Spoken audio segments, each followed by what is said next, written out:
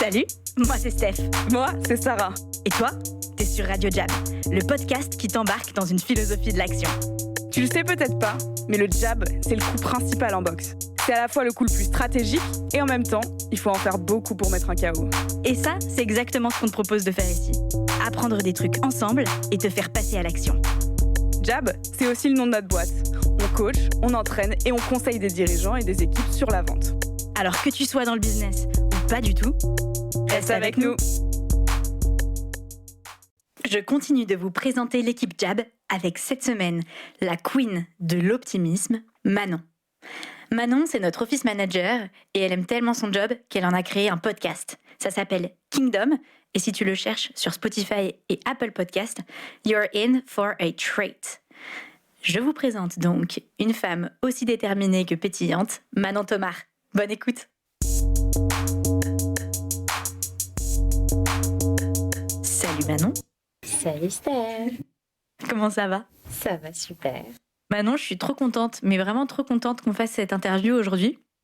On avait déjà commencé à enregistrer il y a quelques semaines un épisode, puisque je suis dans un peu un sprint de présentation de l'équipe Jab. Mais aujourd'hui, c'est un jour très particulier parce que c'est le lendemain de notre soirée Girls Who Sell. Qui était une soirée vraiment de ouf. Et comme on vient de le dire, qui était Girls Who Sell et non pas Girls in Sales. Et en fait, ça m'intéresse vachement de reprendre ton interview aujourd'hui parce que nous deux, on n'est pas sales. Notre métier n'est pas sales et pourtant, c'est un peu ce qu'on disait hier, on vend tous les jours et on pense que toutes les nanas doivent vendre tous les jours. Et du coup, avant de revenir même un peu sur ton parcours, ton histoire, il y avait des petits trucs que je voulais aller creuser là-dedans, mais ce que je voudrais savoir, c'est comment tu vends, toi, dans ton quotidien et dans ton métier, qui est d'ailleurs, on va le rappeler, office manager de Jab. Et office manager, on va pas s'arrêter juste au mot, hein. Tu manages pas que le office, il y a beaucoup d'autres trucs derrière. Il va y avoir du RH, il va y avoir de la compta, du recouvrement, tout ce qui touche aux finances de Jab. Il y a évidemment l'espace, mais pas simplement faire en sorte que l'espace soit bien rangé. Il y a toute la partie expérience de l'espace, que ce soit pour nous, l'équipe, mais aussi les clients. Et puis, pas que l'espace, l'expérience aussi de performance, parce que c'est un truc qui nous tient vachement à cœur. Donc voilà, j'ai résumé bien ton métier. J'ai bien résumé. C'est Ok. clair. Donc voilà un peu ce que tu fais chez Jab. Et du coup, ayant dit tout ça, quel rôle la vente joue dans ta vie ? Et bien comme on l'a très bien exprimé lors de la soirée d'hier auprès de tous les guests qui étaient présents, la vente, ça s'exprime à travers chaque échange qu'on a avec les autres, à travers chaque moment de leadership qu'on essaye d'entreprendre, parce qu'en fait, pour être leader, faut emmener les autres avec soi, et pour emmener les autres avec soi, il faut réussir à leur vendre ton idée, à leur vendre ta vision, à leur vendre ton projet, et donc ça se traduit vraiment partout. Comment tu le fais, toi, dans ton quotidien ? Si on reprend un peu tes missions, ton job, comment tu vends chaque jour chez Jab ? Eh bien, si on parle par exemple de la facturation, quand je vais appeler le client pour lui expliquer que c'est tel processus pour payer, que ça se passe comme ça, etc., je suis en train de lui vendre notre process de facturation, je suis en train de lui vendre une expérience de facturation et donc je dois trouver les bons mots, je dois trouver comment ça va lui apporter de la valeur et c'est à ce moment-là qu'il va adhérer à ma vision de la chose et qui va me dire ok, je m'inscris sur votre logiciel de facturation. C'est un des exemples. Je trouve que c'est hyper intéressant ce que tu dis parce que c'est vrai que nous, notre cœur de métier, c'est du coup la vente, l'expérience que tu vas avoir en tant que client avec le sales, etc. Et moi, ce qui me fascine dans ton métier, c'est ce 1% en plus qui est un peu comme, tu sais, l'exhausteur de goût dans un plat. Genre ton plat il est bon et tout, mais là tu rajoutes les épices et bam, ça devient autre chose comme expérience. Et toi t'interviens sur tous ces points-là en fait, qui sont vraiment des points. Et on pourrait faire aussi la métaphore avec l'athlète de haut niveau. Tu vois, il y a plein d'athlètes hyper bien entraînés, mais souvent la différence entre le très bien et l'excellence, c'est ces 1%. Et toi t'es vraiment dans ma vision de ton métier en tout cas, ce booster qui apporte les 1% qui font que c'est pas juste bien et c'est excellent. Ouais, c'est vrai que j'essaye en tout cas d'apporter mon côté épicé à chaque élément de job. Donc, je vais essayer d'apporter ma collaboration, ma contribution sur toutes les étapes, sur tout le parcours client ou même le parcours des collègues qui travaillent ici pour que eux ils puissent performer, pour qu'ils puissent être efficaces dans leur travail, pour justement pouvoir délivrer quelque chose d'excellent. Et moi, je vais arriver pour faciliter encore plus ce processus afin que en fait ça soit encore plus smooth et que ça passe vraiment comme si c'était normal tout ce qui se passe et que tout le monde vive ça vraiment hyper bien. Et il y a un truc qui est intéressant, c'est que toi, tu es une optimiste, donc tu le présentes de façon hyper positive. Mais il y a aussi une partie où on peut se dire, ouais, mais en fait, peut-être ton métier, ça serait de gérer tous les trucs chiants qui se passent. Soit les trucs chiants, par exemple, si je me mets un peu, tu sais, avocat du diable, la facturation, le recouvrement, aller chercher l'argent des clients, nanan. Ensuite, les trucs de l'office où il y a toujours des choses à réparer, rien ne va. Mais en fait, toi, tu le présentes d'une manière hyper différenciante, avec beaucoup de valeur. Et donc, est-ce que tu penses que ton arme principale, un peu de fausse question, c'est l'optimisme? Et comment ça te permet de transformer justement ce truc où quelqu'un de non-optimiste pourrait voir ça négativement, et toi, t'es genre, mais en fait, non, c'est génial et ça apporte plein de valeur. Parle-moi un peu de ça. Ouais, effectivement, je pense que mon côté optimiste, c'est ma grosse arme pour faire mon travail correctement et pour appréhender les choses correctement, enfin de manière efficace. Et oui, c'est sûr que déjà en fait dans mon job, au-delà du fait que je fais des tâches qui peuvent paraître être des corvées pour certaines personnes, donc déjà en fait si tu appréhendes la chose comme une corvée, tu vas pas bien la faire. Donc c'est même pas la peine. Donc déjà, il y a cette première partie où effectivement, il faut être passionné par ce que tu fais ou en tout cas être hyper enthousiaste par ce que tu dois faire. Donc il faut trouver cette motivation, il faut te faire ta vente à toi-même. Ah, yes, girl. Donc c'est vrai, quelque part, il faut déjà que tu te vendes à toi-même cette mission, ce travail. Et si tu n'arrives pas à te le vendre à toi-même, en fait, passe à autre chose. Parce que c'est que tu n'es pas fait pour ça ou en tout cas que tu n'as pas trouvé... à quel point tu pouvais apporter de la valeur dans ce travail. Et moi, c'est vrai que je le vois d'une manière optimiste parce que je me dis, en fait, si moi, j'arrive à faire ça hyper bien, ça va avoir une répercussion énorme sur le travail des autres. Et du coup, on va délivrer des clients de manière exceptionnelle. Et en fait, c'est ça qui est puissant et que j'ai envie d'achever. Et d'un autre côté, dans mon travail, j'ai énormément d'interactions avec beaucoup de gens. Donc, j'ai un côté humain hyper important que les sales ont aussi.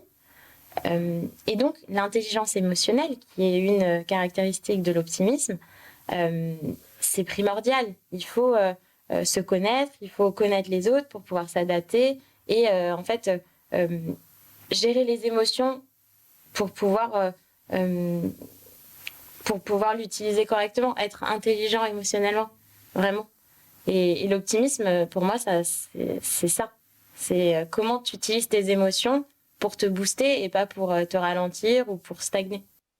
Si quelqu'un nous écoute là et se dit waouh, ça m'inspire ce que tu dis, Manon, j'ai trop envie de le faire. Est-ce que tu peux, parce que voilà, je le dis pour nos auditeurs, hein, Manon est une geek de l'optimisme. T'as lu beaucoup de trucs, t'écoutes beaucoup de podcasts là-dessus, donc de tout ce que t'as dévoré comme contenu et digéré, on peut dire, qu'est-ce que tu dirais à quelqu'un qui sait pas par où commencer, qui voit la vie un peu en gris et qui se dit moi mais j'aspire quand même à plus d'optimisme, qu'est-ce que je peux faire aujourd'hui? Celebrate. Alors en plus du podcast, bientôt sur vos écrans une vidéo où on va expliquer le Celebrate, mais voilà, un peu plus en détail. Déjà, Celebrate, ça veut dire célébrer, et quand tu me dis ça, je suis genre ouais, c'est-à-dire Qu'est-ce que tu entends par là maintenant? Ouais, vas-y, raconte. Celebrate. Donc, ce que je veux dire par là, c'est construis ta confiance et dis-toi que ce que tu fais, c'est déjà bien. que ok, t'es pas à la ligne d'arrivée, t'es pas encore au sommet de l'Himalaya, mais en même temps, ça se monte pas en un jour. Donc, en fait, celebrate chaque step, celebrate chaque petite victoire, chaque accomplissement, chaque chose que tu arrives à achever, en fait, parce que ça te rapproche un peu plus de ton objectif final. Et il faut pas l'oublier, et c'est en célébrant ces petits steps ou ces gros steps, parce que parfois c'est quand même des sacrées avancées. En fait, le fait de les célébrer, ça construit ta confiance, ça construit, ça solidifie tout ce que tu es en train de faire, et ça va te permettre, dès que tu auras un obstacle, de dire ok, c'est un obstacle, mais je vais y arriver. Donc, par exemple, admettons que j'ai un objectif, j'aimerais organiser une soirée, par exemple, avec une centaine d'invités. Je dis ça parce que forcément, avec la soirée d'hier, c'est le premier exemple qui me vient, mais le moment où je décroche mon premier invité, peut-être j'ai une guest list de gens que je voudrais appeler et je suis un peu intimidée. Le moment où je décroche mon premier invité, faut que je célèbre. C'est ça que tu es en train de me dire. Alors, faut que je me dise, c'est bien. Ce que je dis, c'est que même avant ça, en fait, tu peux célébrer. Rien que le fait de fixer une date, le fait d'avoir trouvé le lieu, le fait d'avoir choisi qui tu voulais inviter. Tous ces steps, en fait, si tu les passes pas, tu peux pas avoir tes invités au final. Donc en fait, t'es obligé de passer par ces steps, et rien que le fait de les accomplir, ça te rapproche de ces 100 invités qui vont être présents à ta soirée. Donc il faut célébrer parce que en fait, c'est un accomplissement. Est-ce que tu veux parler un petit peu de dopamine dans ce mécanisme? Pourquoi c'est important de célébrer? Oui, parce que en plus, tu nous as fait un super cours là-dessus sur la neuroplasticité qui était génial. Mais effectivement, la dopamine, on en parle beaucoup parce que c'est associé au sentiment de bonheur. Et en fait, ce que tu nous as très bien expliqué d'ailleurs pendant cet atelier, c'est qu'il faut comprendre que la dopamine, c'est pas quand tu accomplis, quand tu atteins ton objectif final. C'est pas à ce moment-là que la dopamine va se déclencher. Elle va se déclencher justement à chaque step qui vont te rapprocher de cet objectif final. C'est cette anticipation au bonheur. Et c'est ça, en fait, que tu cherches, vraiment. Ouais. Donc, faut pas confondre la ligne d'arrivée et tout ce que tu traverses pour y arriver. C'est ça. En fait, ce qui est très intéressant, c'est que la dopamine, on se dit souvent, c'est l'hormone, et elle a été vachement publicisée un peu comme ça, l'hormone du bonheur, l'hormone qui se déclenche, on en a beaucoup parlé dans les réseaux sociaux, quand tu reçois des likes, boum, dopamine, et ça te fait un shot de bonheur. Et en fait, ce qui est puissant quand tu regardes vraiment la dopamine et dans cette logique d'optimisme et d'aller célébrer, c'est que c'est une hormone, c'est pas une hormone, c'est d'ailleurs un neurotransmetteur. Enfin bref, passons sur les mots, mais en tout cas, c'est une substance qui se déclenche plutôt pour te dire tu es sur la bonne route, tu vas atteindre ton objectif. C'est pour ça que c'est autant une substance d'anticipation que de résultats. Et en réalité, quand on décortique un peu ce truc de réseaux sociaux, par exemple, tu reçois de la dopamine, bien sûr, quand tu vois que tu as des likes et tout, mais surtout, quand tu es en train de scroller, il y a de la dopamine qui est sécrétée pour dire continue de scroller, il y a un truc qui va arriver dans ton feed. Et donc on voit que c'est hyper important de prendre ce mécanisme et de l'utiliser en ta faveur pour construire ton optimisme et te dire je suis vraiment sur le bon chemin, j'ai fait un bon truc. Et en fait, c'est ce que tu disais tout à l'heure. Ça construit ta confiance et ça te met encore plus en mouvement vers ton objectif. Et je pense que ça, c'est quelque chose qui est assez méconnu. Et toi, Manon, t'es vraiment, il faut le savoir, pour les personnes qui sont pas clientes Jab qui nous écoutent, je vous replante un peu le décor, mais tous les mardis, du coup, si t'as écouté plusieurs radios Jab, normalement, t'as compris que le mardi, c'est la big journée, salle de sport de la prospection, on reçoit nos clients. Et Manon, l'après-midi, elle va voir chaque client, un par un, et elle leur demande qu'est-ce que tu célèbres.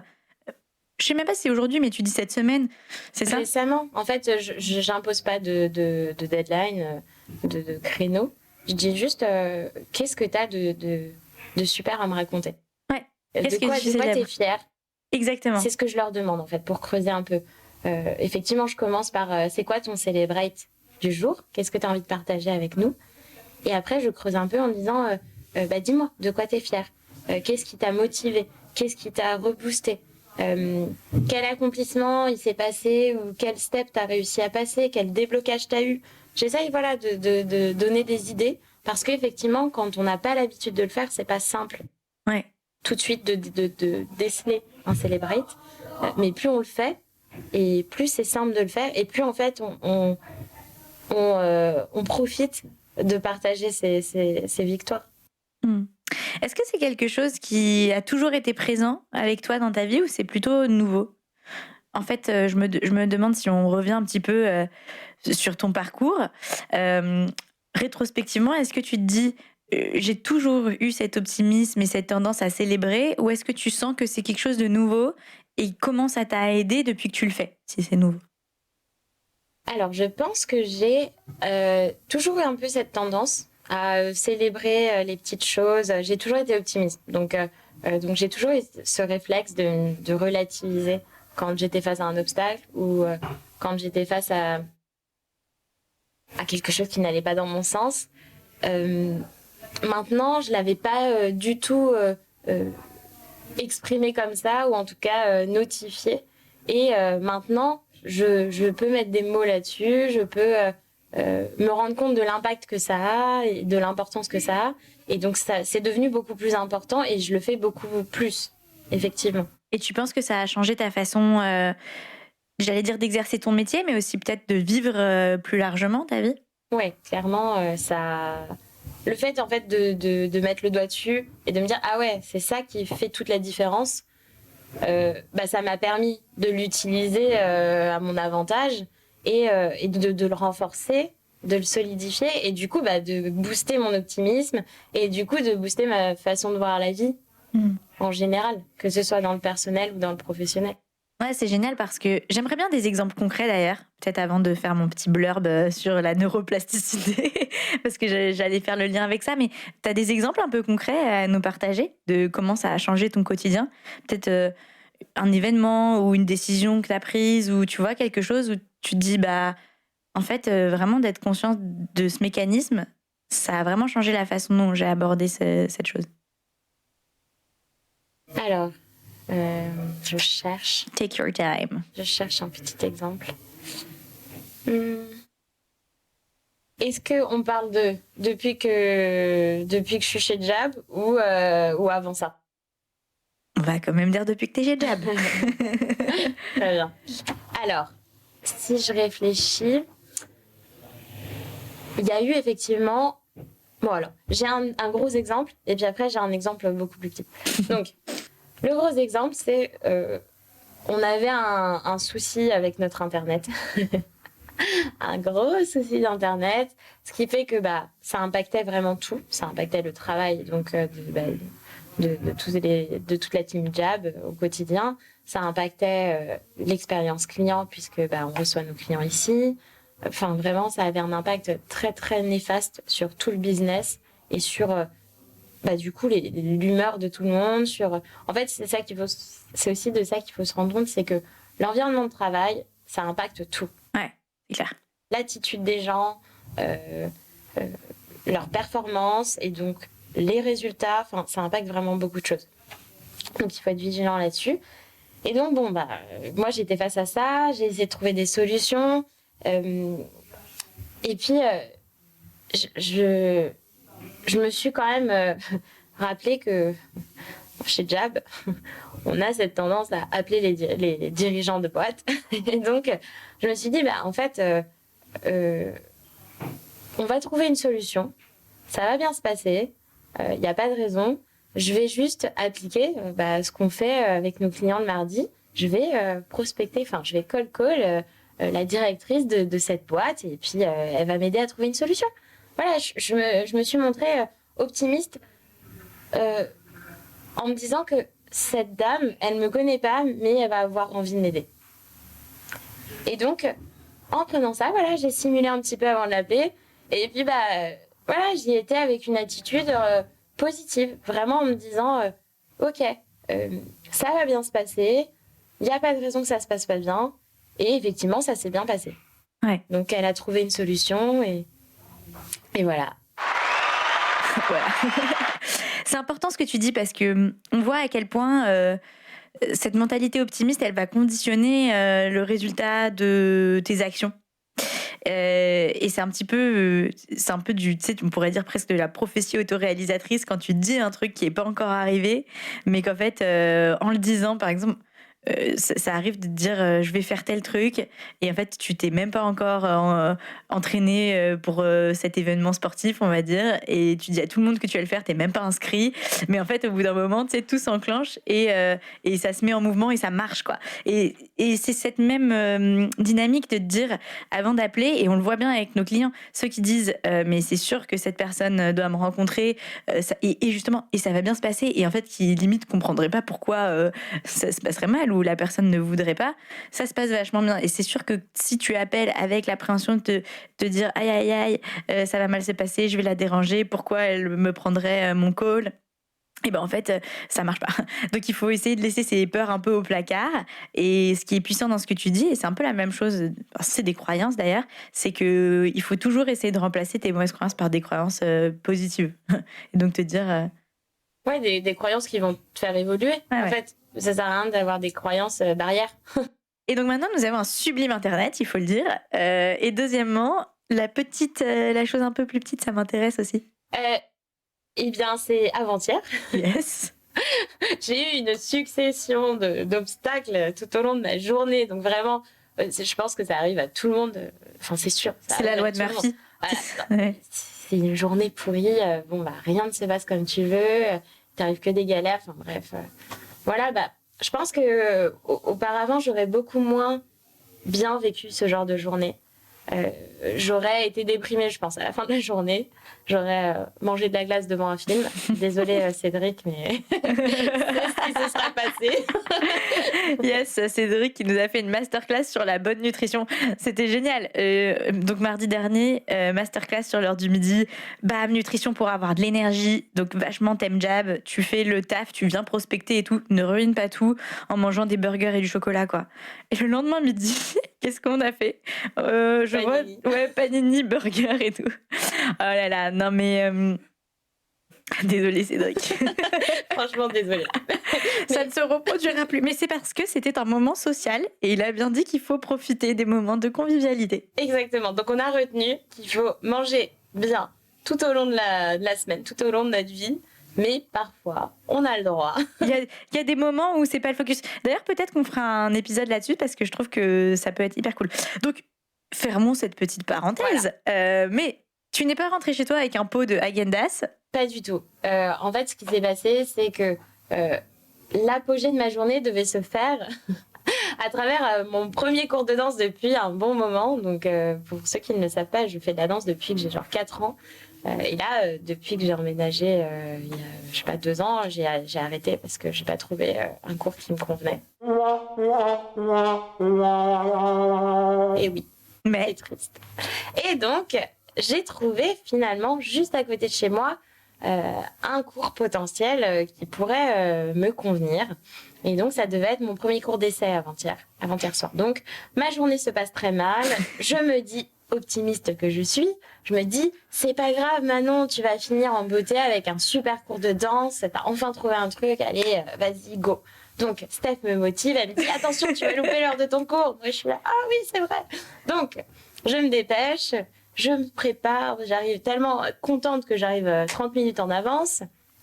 Et donc j'attends l'heure, etc. Et puis au final, la directrice du studio de danse me dit ah non, mais le programme que vous avez vu, c'est pour septembre, c'est pour l'année prochaine. Donc bon, je lui dis ah bon, très bien, comment je dois faire pour m'inscrire, etc. Donc elle me donne des infos. Et puis bon, je repars. Donc bon, j'étais déçue parce que j'avais pas eu mon cours de danse, mais je me dis, c'est pas grave, au moins j'ai les informations, je sais comment m'inscrire, c'est un premier step vers ce cours d'essai que je voulais faire, c'est pas grave, j'ai pas tout perdu, j'ai rencontré la directrice, elle a l'air hyper sympa. ouais, t'as validé des trucs, voilà. Voilà, c'est ça, je m'attendais pas en plus à rencontrer la directrice du studio, donc voilà, c'est une rencontre qui était pas prévue. J'ai pas eu mon cours de danse, mais c'est pas grave. Du coup, je suis rentrée plus tôt chez moi. J'ai passé plus de temps avec mon copain. Et puis, voilà. La journée, c'est quand même bien fini, au final. Oui, c'est très puissant. C'est ce qu'on Bon, c'est un peu, là, on rentre dans la philosophie stoïcienne et tout ça, mais et aussi en anglais, on dit agency, et on pourrait traduire ça par ton espèce de responsabilité de pouvoir, c'est très long comme traduction, mais de pouvoir changer les pièces du puzzle. Tu vois, tu as les mêmes pièces du puzzle et en fait, tu les changes un peu pour que finalement, ça marche pour toi et que tu aies gagné alors que les conditions te prédisposaient peut-être à perdre. Donc je trouve que ça, c'est hyper puissant. Et j'aimerais bien qu'on termine un petit peu parce qu'on n'en a pas encore vraiment parlé. Plus de ta vie, de qui tu es, Manon. On a bien parlé de ton job, je pense. On a bien compris que tu étais optimiste. Mais ce qui m'intéresse, c'est plus de savoir un petit peu. Donc, tu es passionnée de danse, par exemple. Ouais, j'adore. J'aimerais comprendre pourquoi tu adores la danse, déjà. Depuis quand t'en fais? Qu'est-ce que ça t'apporte? Alors, je fais de la danse, donc, comme je disais, depuis mes 4 ans à peu près. C'est toi qui as choisi d'en faire au début ou tes parents t'ont inscrit à un cours et... Ah oui, je pense que t'avais 4 ans, quoi. Je pense qu'ils ont compris que je voulais en faire. Ok. À mon avis, je dansais déjà dans le ventre de ma mère. Alors, pourquoi j'aime la danse? Parce que, alors, je pense que au début, c'était une manière pour moi de m'exprimer en entrant dans le rôle de quelqu'un d'autre.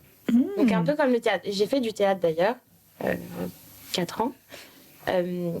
Mais c'était une manière de vaincre un peu, de m'exprimer sans me mettre trop en position de vulnérabilité. De vaincre quoi? T'as commencé à dire. Ouais, de vaincre ma timidité parce que j'étais quelqu'un d'assez... Alors, je sais pas si c'est timidité. Je sais pas comment l'expliquer, mais la danse, c'était le seul moment où en fait, j'avais pas peur de me montrer. J'ai jamais été quelqu'un qui aimait se mettre en avant ou qui aimait être au devant de la scène, sauf pour danser. Donc pour moi, c'était le seul moment où j'avais un peu mon moment où j'étais sous le feu des projecteurs, mais en même temps, c'était pas vraiment moi. C'était juste moi pendant la chorégraphie. C'est intéressant. Tu dirais que c'est toujours le cas aujourd'hui? Je pense que c'est un peu le cas encore. Et c'est peut-être pour ça que je suis encore à la recherche de ce cours de danse qui va me convenir, parce que j'aime pas forcément, je sais pas si j'aime pas, ou en tout cas je suis pas à l'aise avec le fait d'être au devant de la scène. Et pareil, ce travail des celebrates, quand je fais, parce que je vais chercher les celebrates auprès des jabbers, et ensuite je les exprime devant tout le monde à la fin de la journée. Et pour moi, c'était un travail de faire ça. Je suis pas encore très à l'aise de le faire, mais je suis beaucoup plus à l'aise qu'au début. Mais au tout début, le faire, c'était vraiment une petite épreuve quand même, de me mettre au devant de tous les clients et de partager leur celebrate. Et en plus, je voulais être à la hauteur, parce que pour moi, c'est important de bien le faire pour eux. Et donc c'était une épreuve de faire cette mise en avant de moi-même à travers leur celebrate. Il y a quelque chose, et je trouve c'est impressionnant. T'as quel âge déjà, Manon? T'es assez jeune. 26 ans. Oui. Non pas que je sois extrêmement plus vieille que toi, mais je trouve que pour ton âge, t'as vachement déjà de maturité et de conscience de se challenger. Enfin, tu vois, j'ai l'impression qu'il y a une intentionnalité dans les choses que tu choisis de faire, où tu sais que ça va dépasser tes limites. C'est important pour toi de te challenger? Oui, c'est très important. Je pense que mes choix sont majoritairement guidée par ça, par cette envie que j'ai de vraiment devenir la Manon 2.0. Ah, j'adore. Qui est-elle? J'ai toujours envie d'être... je me pose souvent cette question, c'est quoi la meilleure version de toi-même? Comment tu pourrais atteindre cette version? Et qu'est-ce qui t'empêche de le faire dès maintenant? Et je pense que dès jeune... quand j'étais face à un obstacle, je me posais ce genre de questions, de me dire est-ce que cet obstacle, je peux vraiment pas le surmonter parce que physiquement, je peux pas, ou est-ce que c'est dans ma tête que je me dis que je suis pas capable de le faire parce que c'est pas pareil. Il y a une petite anecdote un peu de gymnastique à ce sujet. Ouais, exactement. On revient dessus. Je l'ai kiffé. Ouais, effectivement, justement, quand j'avais, je pense, 15 ans, j'ai commencé la gym. Non, avant ça, j'ai dû commencer à 13 ans. Donc j'ai commencé j'ai fait de la gym de 13 à 15 ans. C'est tard. donc c'est très tard. La gym, donc la gym aux agrès, donc la poutre, le sol, le cheval, les barres asymétriques, etc. Pas la gym rythmique. Donc pour ceux qui connaissent un petit peu ou ceux qui connaissent pas, la gym, c'est quand même quelque chose qu'on commence plutôt petite. Parce que quand on est petite, déjà, on est beaucoup plus souple. On a moins conscience du danger, donc c'est plus facile de se lancer, de faire des choses plus impressionnantes et du coup d'évoluer plus vite aussi. Donc c'est quelque chose qu'on commence vraiment petite, donc ça s'appelle les poussines quand on est petit et elles sont toutes mignonnes. Et moi quand j'ai commencé, j'étais déjà au collège, donc j'avais déjà 13 ans. J'avais déjà bien conscience de La risques, hauteur, de la hauteur, si je fais un salto, en fait, je peux me péter la cheville. Voilà, j'avais déjà conscience des risques, de tout ce qu'on me demandait de faire. Et en plus, après, j'avais pas trop de problèmes de souplesse parce qu'avec la danse, c'est quelque chose que je travaillais déjà. Mais voilà, c'était pas mon élément non plus. Donc, j'ai commencé à faire de la gym et c'était très, très dur. Je pense que ça a été la chose la plus dure que j'ai eu à surmonter en termes de physique, de sport. Mental aussi, je pense. Et mental, parce que j'ai fait beaucoup de sports différents.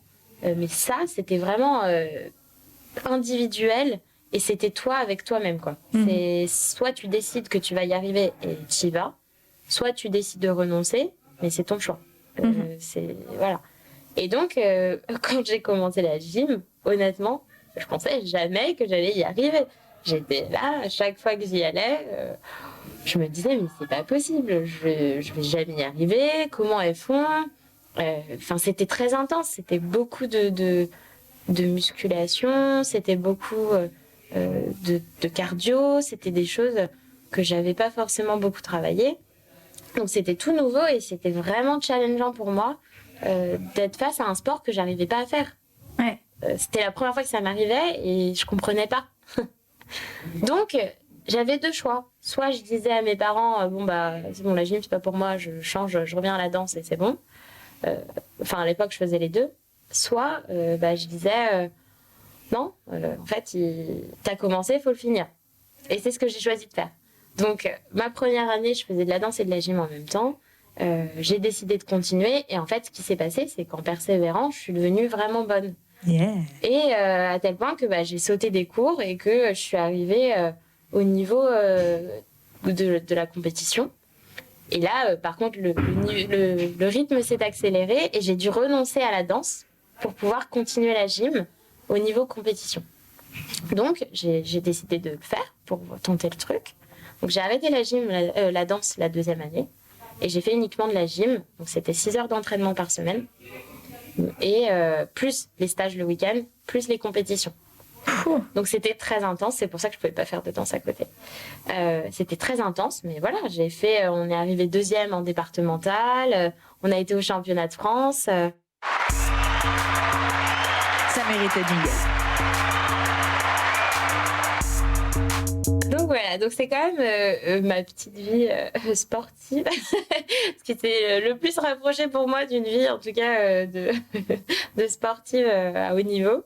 Mais c'était une expérience de dingue et c'est là que j'ai compris qu'en fait le seul frein dans ma vie c'était moi-même et que je pouvais tout accomplir si je décidais de le faire en fait. Je trouve que c'est hyper intéressant la dynamique, la tension entre gymnastique et danse, parce qu'on a bien vu la danse c'est quelque chose qui semble faire partie de toi et de jouer avec ton identité. Et la gym, je pense que, dis-moi si je me trompe, mais j'ai le sentiment que la gym en soi, tu t'en foutais un peu, enfin c'était pas passionnant, mais c'était plus le challenge et le dépassement.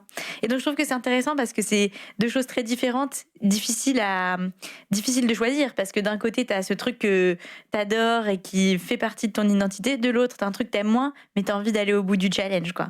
Ouais, c'est vrai, et c'est pour ça que je dis que ça a commencé dès que j'étais jeune, ce côté se dépasser, c'est important. Ouais. Provoquer en fait le challenge, parce que si tu l'attends, tu vas plutôt le subir, alors que si tu le choisis, en fait t'es plus en position de vulnérabilité, c'est toi qui as décidé de te mettre dans cette position, tu sais pourquoi tu y es, t'as un objectif en tête et c'est clair pour toi que t'as pas le droit de renoncer, et c'est plus facile du coup d'aller jusqu'au bout. quand c'est toi qui as décidé de le faire. En fait, tu as choisi ton itinéraire. Et tu as décidé que ton itinéraire, ce serait pas l'autoroute sans trafic, mais que ce serait plutôt l'autoroute avec des travaux où il faut passer un peu par les petites routes. C'est ça. C'est quoi ton challenge là, du coup, le challenge que tu as choisi pour ta prochaine année là, ou ta prochaine échéance? Je sais pas comment tu les définis, mais en ce moment, t'es sur quel challenge? Alors, par où commencer? Bon, j'ai un challenge éternel qui est la Manon 2.0. Mais il y a quoi dans cette Manon 2.0? Voilà, en fait, t'attaques quel chantier là? C'est quel chantier attaquer pour y arriver? C'est une très bonne question. Merci. Prends un petit peu de temps si tu veux y réfléchir. Mais par exemple, dans ton quotidien au travail, on peut penser au taf. C'est quoi tes objectifs en ce moment? Et à travers cet objectif, qu'est-ce que tu essayes de travailler comme facette de la Manon 2.0? Alors, à travers mon métier, je pense qu'il y a cette transmission de l'optimisme. C'est un de mes gros chantiers parce que je me suis rendu compte au cours de cette année chez Jab à quel point c'est important et à quel point ça a impacté de manière positive ma vie. Et donc, je veux absolument le transmettre et arriver à le faire comprendre à d'autres, à partager cette vision et à aider les autres à l'appliquer à leur quotidien. Donc ça, je pense que c'est une de mes grosses missions, une de mes... Vraiment, là, c'est ma duty, quoi. Success is your duty. C'est ça. Donc... Optimism is your duty. Vraiment, ouais. Je pense que c'est une de mes grosses... un de mes gros focus. Et la deuxième mission, ce serait d'apporter ma collaboration à toute échelle possible sur tous les aspects de Jab. Donc, c'est-à-dire que si tu veux entreprendre, je ne sais pas, une formation, comment moi je vais pouvoir t'aider? Vraiment m'impliquer dans chaque micro-activité de Jab pour justement apporter, comme tu disais au début, cette petite épice qui fait l'excellence. Et m'assurer que ce soit... C'est cool ça, sur ça. Manon, l'épice d'excellence. J'aime beaucoup. Je vais te faire un poster. Trop bien. Déjà, je trouve que c'est 2 super beaux objectifs. Je pense que tu es en bon chemin. Donc, on va tout faire pour t'aider à ça. J'ai des petites questions de fin qui sont rapides. Donc, il faut répondre un peu rapidement. C'est quoi être Jab? Justement, être Jab, pour moi, c'est être optimiste. Yes. Tu es so on-brand de ton épisode. J'adore. Un truc que les gens ne savent pas sur toi. Un truc un peu marrant. Un truc drôle? Un truc drôle que les gens ne savent pas sur toi. Ok. Je suis très compliquée en nourriture. C'est clair. Manon, tu aimes les œufs? Non. T'aimes pas quoi d'autre encore? J'aime pas le lait. Ah oui? Non, mais ce qui est drôle, c'est qu'en fait, je suis complètement en paradoxe avec moi-même sur ces choses-là. C'est que, par exemple, je n'aime pas les oignons, mais je ne mange que des steaks à l'oignon. Voilà, donc si vous voulez inviter Manon à dîner, faites très attention. Ok, un dernier truc. Pourquoi t'es importante pour Jab? Alors, je suis importante pour Jab parce que je suis le Massive Hammer. Le marteau massif. Exactement. De Jab. Qu'est-ce que c'est? Donc, ça veut dire que je tape. Non, je rigole. Fort. Non, en fait, moi, je le vois, Massive Hammer, Massive Marteau, par rapport, vis-à-vis de tout ce qui est tension, friction, et de tout ce qui va venir bloquer ou empêcher ou ralentir le travail des jabbers ou le travail, donc les jabbers, nos clients, ou le travail de la team Jab. Et moi, je suis là pour démolir et anéantir toutes les frictions qui peuvent se créer et toutes les tensions qui peuvent montrer le bout de leur nez. En plus, Manon, tu as vraiment démoli le sac de frappe du bureau, il faut le savoir. On a une petite salle de boxe et Manon a, un jour, en mettant un petit kick des familles, fait tomber le sac de boxe. Et je pense que c'est un très bel endroit pour terminer cet épisode. On boucle bien la boucle parce que pour moi, Manon, t'es un mélange vraiment fascinant d'optimisme, d'entrain, parfois de douceur et tout. Et en même temps, quand il faut être ferme et qu'il faut man up, quand on dit en anglais, faut être là, faut être dans le challenge et un peu dans le dur, et bah t'es là aussi. Donc voilà, merci d'être là pour Jab. J'espère que vous avez kiffé cet épisode. Bye. Moi, j'ai kiffé. Salut. Clap de fin pour cette émission. Et avant de te retrouver dans le prochain Radio Jab, j'ai un truc à te demander. Tu vas partager cet épisode avec 2 personnes. La première, parce que tu penses que ça peut l'aider. La deuxième, parce que tu penses qu'on devrait la recruter. Chez Jab, on est tout le temps à la recherche de nouveaux talents. Alors si tu connais quelqu'un qui veut travailler dans un environnement aussi stimulant et exigeant que le BCG, mais avec le swag de Nike et de Travis Scott, tu nous l'envoies. Quand t'as fini tout ça, tu nous mets 5 étoiles sur Apple Podcast et moi je te dis à la prochaine sur Radio Jab.